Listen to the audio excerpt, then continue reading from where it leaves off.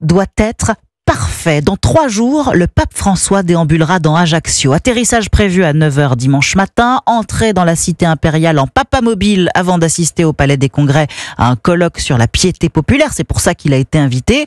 Et célébration d'une messe en milieu d'après-midi. Pour les catholiques corses, sa présence est un insigne honneur. Alors depuis des semaines, il prépare un accueil millimétré. Reportage du correspondant d'Europe 1, Frédéric Michel. Partout en ville et notamment sur le parcours qu'empruntera le pape François, les décorations fleurissent. Nous, c'est le secours catholique. On prépare le jardin, on prépare nos petits drapeaux pour un accueil d'une personne dont la visite a du sens. Tout doucement, on installe les barrières pour contenir la foule, on prépare la place où le public pourra assister sur écran géant à la messe. Ses 2 amis se réjouissent. Côté bord de mer, ils ont peint le pape. Les vitrines sont belles. On voit le pape sur une belle affiche. Et on va être bénis. Joie aussi dans le cœur de Titine et Odette, membres d'une confrérie catholique d'Ajaccio. J'ai mis 2 petits drapeaux à ma fenêtre. Il va se passer quelque chose. Grandiose, ça va être grandiose.